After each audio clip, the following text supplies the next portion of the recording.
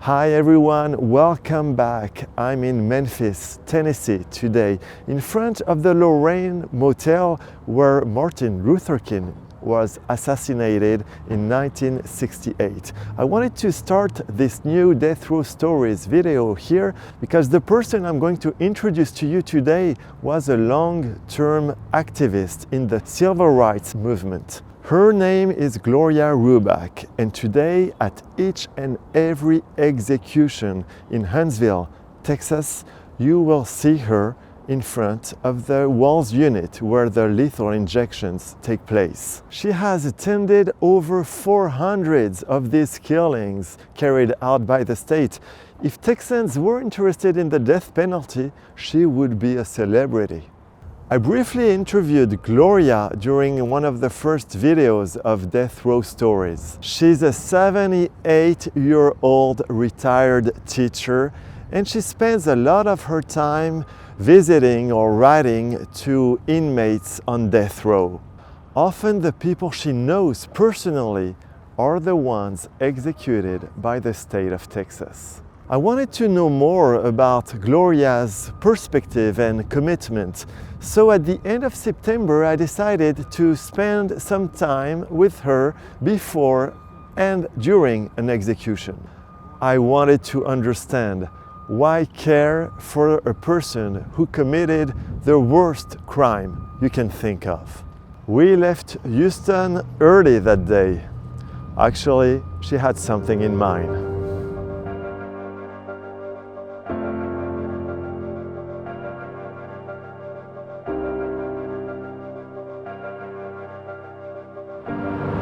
Well, we're going to Huntsville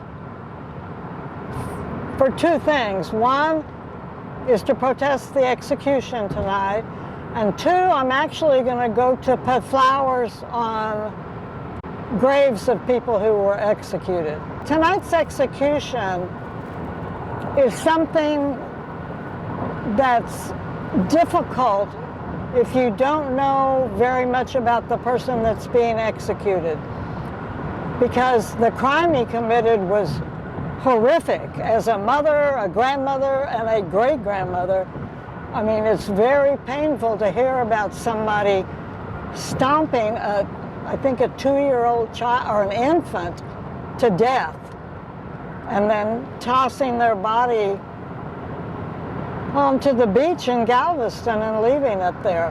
It was a horrible crime, but what I've learned over the last few weeks, the man's name is Travis Mullis, and what I've learned about Travis is that his mom was morbidly obese and smoked, I don't know, I think 4 packs of cigarettes a day and drank alcohol all day when she was pregnant with him. And then she died when he was an infant, and he was left with a stepfather who physically and sexually abused him. So by the time he was 3 years old, he was already having terrible, terrible psychological problems from the trauma that was going on in his life. He wound up living with maybe an aunt and uncle. I can't remember exactly. But his behavior just kept getting worse and worse. And I guess he wasn't taking the drugs that were prescribed for him. So when he turned 18, his aunt told him to either take his medication or get out. So he got out and hooked up with some girl. They had a baby, and he kept looking for a job and couldn't find one. And eventually, I guess, he was riding around with his little baby in the car with him, and the baby wouldn't stop crying. And he said that he tried all kinds of things to stop the crying, and it wouldn't stop. So in his traumatized mind, he decided, I guess I'm going to have to kill this child. But he was a person that society just let fall through the cracks. The schools and the healthcare professionals and so on. People that are mentally ill deserve health care, mental health care, and not to be executed. But, he didn't get that. So that's who's going to be executed tonight, a very, very sick man. Many people will tell you that you're finding excuses to horrible crime, right? I'm not finding excuses, and I sympathize with the family of the child that was killed. I mean, I have kids, but what I can't sympathize with is the state of Texas that has no understanding of how the state should be treating people, and also no understanding that no matter how many people you execute, number one, you're not going to stop crime, and number two, you create another set of victims' families. I don't know if Travis Mullis has any family left that cares about him or not, but many of the men on death row do. And when their loved ones are executed, they're just as much victims as the crime victim's family. So the whole thing is illogical. And one thing we figured out, executions wind up costing Texas and the taxpayers millions and millions of dollars. And it would be, if you want to lock somebody up, you can lock them up, and it's much cheaper. And the victim's family doesn't have to be re-traumatized through appeal after appeal after appeal, and it lets them try to heal and deal with their grief. Grief goes in stages, but if you can't get beyond just being furious,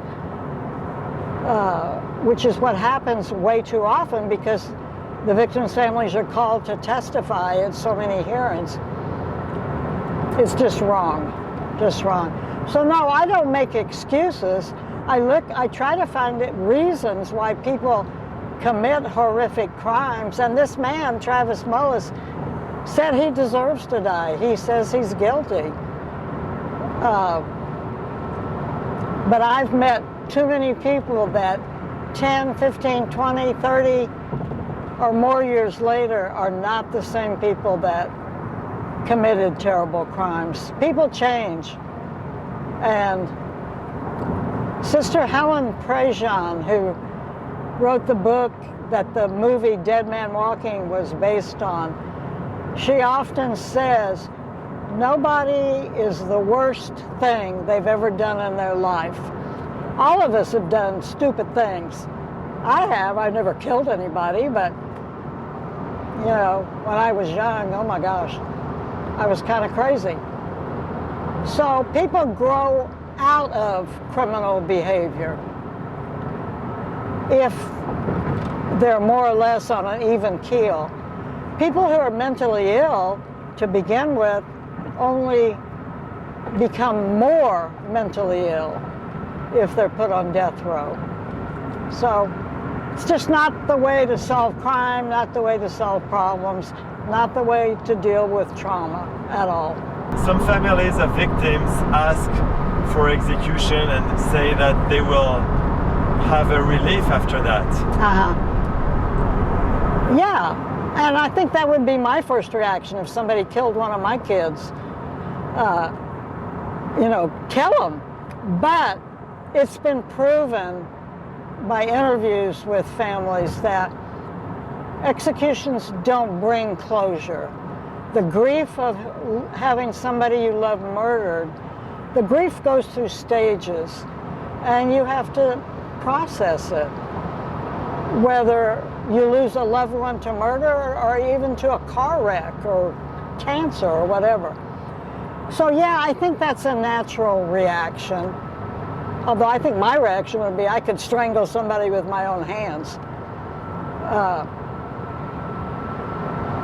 But unfortunately, You know, Martin Luther King's wife made a statement about that. She said, as someone whose husband, and I think she said her father-in-law maybe, was murdered, I can tell you that I wouldn't want anybody executed, that I have to deal with my grief and go through the process, and executing a killer would not help.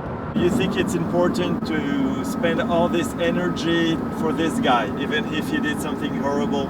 You want to be there when he's executed to show that you're against the death penalty? Yeah, I think it's important to take a stand against every execution, whether it's this guy who's seriously mentally damaged and committed a terrible crime, or somebody like Ramiro, who was executed in June, who had transformed into such a different person that even the guards didn't think he should be executed. But it's important to take a stand, and it's important for people to understand why Texas and why the southern states in the United States are the states that execute. And it's because it's a continuation of the racism, the lynchings, the horrible things that have happened in the southern states of this country. It's a continuation, and that's why we call them legal lynchings. Yeah, they're lynching somebody, but it's not the Klan taking them out in the middle of the night and hanging them from a tree. It's the government putting poison in them, you know, in the daylight. But it's still killing, and it's still wrong. And it's a continuation of the Confederate States and the Jim Crow South. How did you get into all that? In 1982, when the first execution was held in Texas, I mean, nobody had even been talking about executions, right? And back then they were at midnight. So I heard that there was going to be like some sort of vigil at the First Unitarian Church in Houston that night. So I told a friend of mine who's an activist, I said, let's go to the church, see what's going on. And so we did, and then we decided, well, let's go to Huntsville. Both of us had to go to work the next morning, but so we drove to Huntsville. And I was actually appalled when I got to Huntsville. It was dark, and the college students from the university, which is really just a few blocks away, were out there celebrating. They had kegs of beer, and they were yelling, "Fry the N-word," and "hang 'em," and Amnesty International told the protesters we should have a silent protest. And I was angry because I thought, man, if they were killing me, I would want somebody to be yelling in my support. So that stuck with me. And then in the 80s, executions started happening. And I'm trying to, and then we got involved, the community in Houston got involved with Clarence Brantley's case. And I guess that's what really did it, because it was so obvious that Clarence was innocent. It's just too bad it took decades. And I mean, he got out, let's see, he was arrested in 80. I think he got out. I think he got out in 1990. I'm not sure. It took a long time, but at least he survived. But then other innocent people like Shaka Sankofa, who was also known as Gary Graham, had a case of innocence. Oh, totally innocent. And he got executed. And so those cases just kind of built the movement that I became a part of.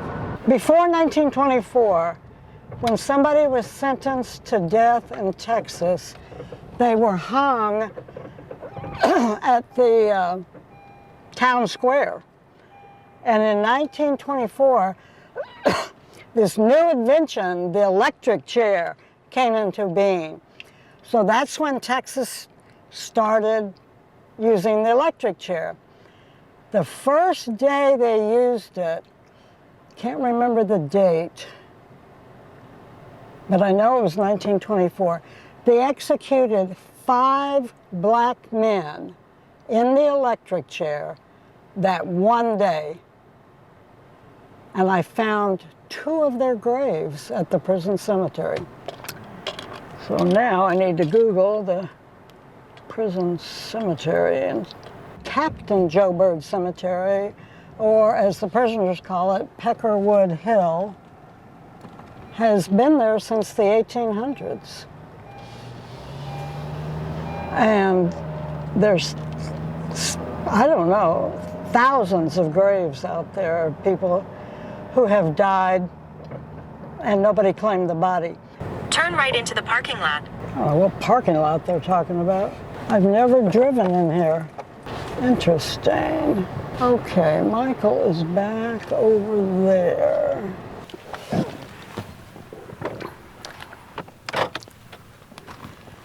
The last time I was here, I was surprised, I don't know who, but somebody had taken flowers to Michael. His name was Michael Sharp, and it's funny how we met. I was on a radio show one time talking about the death penalty, and people were calling in with questions. So somebody called in and they said, well, how can you talk about these people like they're regular human beings? And I said, well, they are regular human beings. They had a mom and dad, and many of them have kids. I said, I may not want to hang out with them on Saturday night, but I will support their right not to be murdered by the state of Texas.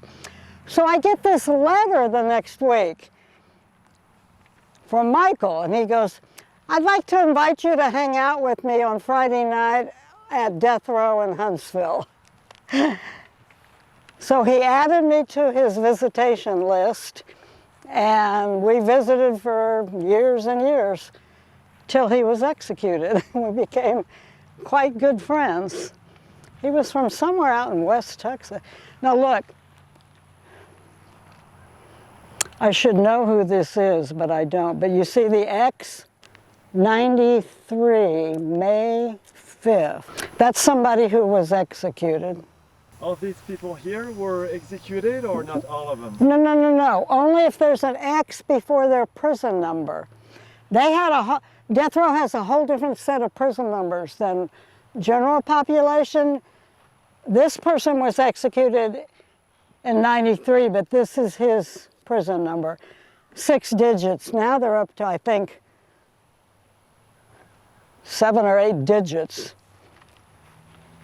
And as you can see, the cemetery isn't very well taken care of. Prisoners actually, in that shack over there, they make these headstones or crosses for the prisoners. Okay, let me see. I think Michael's back here. He was executed. I wound up visiting him for many years. I think Michael's one of these crosses, I think. I think this is Michael up here. Yeah, this has got to be Michael. And nobody's put anything out here. Okay, Michael, I still remember you. Can you tell me a little bit about him? How long have you been friends, and what was his story? I don't remember much about his story. He didn't have a case of innocence, but he tried to educate himself on death row and apologize for the things he'd done, and felt a lot of remorse. But like I said, I just met him because he wrote me a letter and said, look, come hang out with me on Saturday night. One of my friends who was a prison activist, her husband had actually been executed in Louisiana. When she died, her son called me. She told me she was going to do this, but her son called me. He says, I have my mom's ashes, and she said, you know what to do with them. So I put them, she wanted her ashes scattered out here on the graves that had the X's. So about 6 of us walked around here and found all the X's and put a little bit of her ashes. Okay, Michael, I'll see you next time. I usually come out here once or twice a year and just visit with him. He was, you know, I don't know what he was like before he went to death row, but he was very sharp, very funny, loved jokes, and we just hung out. So, see you next time, Michael.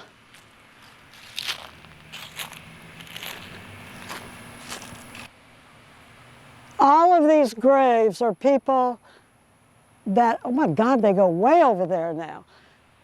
People who died while they were in prison and the family or nobody claimed their body. There was a black section, a Mexican section or Latino section, and then a white section.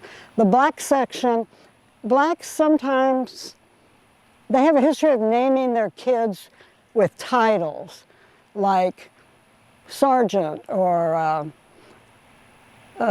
general or, I don't know, different names. I could recognize some of those names. And then, of course, the ones that are in Spanish are obvious. And then the O'Reillys and O'Neills were the white folks. But way over there, you can't even see over there, are the graves from the 1800s. And that's where I found 2 graves, 2 of the graves for the 5 men that were electrocuted in 1924. And I always talk about one of them because his name was George Washington. And I think about his mom when she was pregnant and she was having this little baby, naming him after the first president of the United States. Probably not even realizing that George Washington owned slaves, but she obviously had great hopes for her son. And now he's in the prison cemetery. So there's a lot of history out here. Most of these poor souls didn't have anybody. So they're not doing the crosses anymore, they're doing those tombstone-looking things. I guess we should get over to the walls and start getting set up for the protest for the 590th execution. God.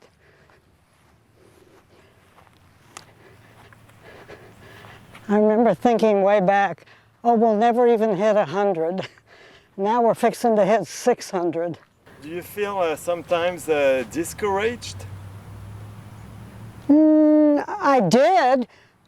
Back in, I think it was 1999 or 98 when there was like 49 executions almost every week.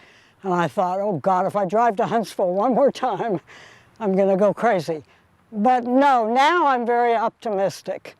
And I'm glad I've lived this long because executions are down, support is down. Last year, 2023, for the first time, more people were executed than were sent to death row. So the beds aren't being filled. So that's good. And I hope I live long enough to see 0 sent to death row. Ugh. We are at the Huntsville Unit in Huntsville, Texas, formerly known as the Walls Unit. The Huntsville Unit is where they carry out the executions. They are housed in Livingston. The men are housed in Livingston. The women are housed in Gatesville, but both are executed here at this prison. As you remember, not too long ago, there was a fire that damaged part of the unit. Thank God there were some officers that risked their lives to get those execution drugs. Because they did. They did. They concentrated on those drugs, let me tell you. Hey, y'all. Ready for another fucking murder?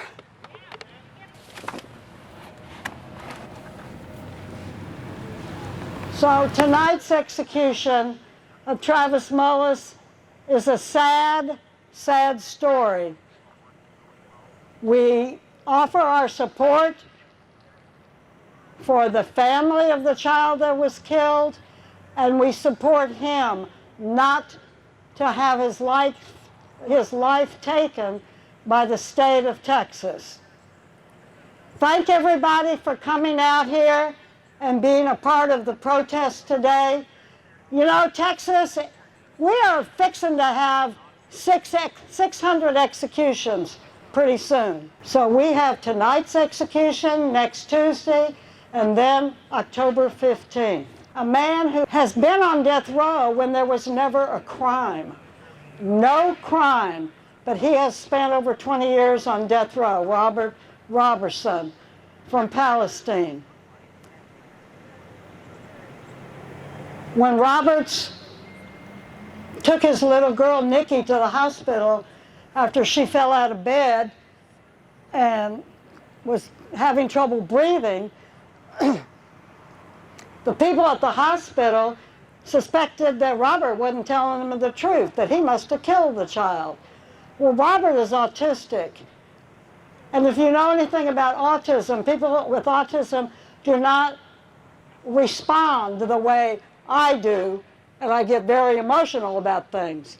They said he had a flat expression, so that made him a murderer.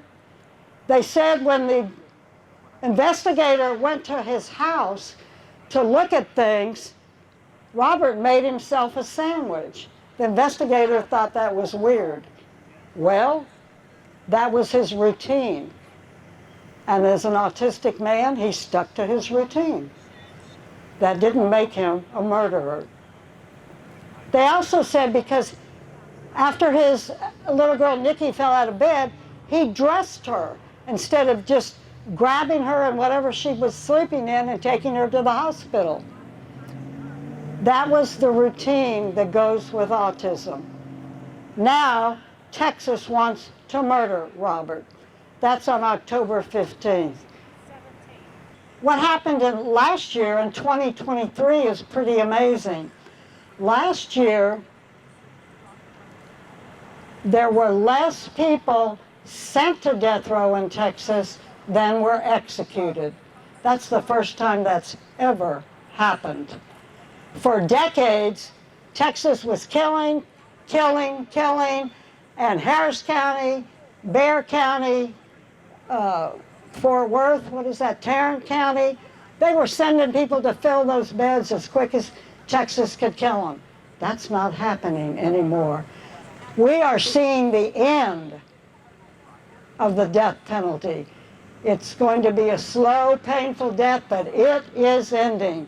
And it's thanks to people like y'all who are out here and active that this is going to end in Texas.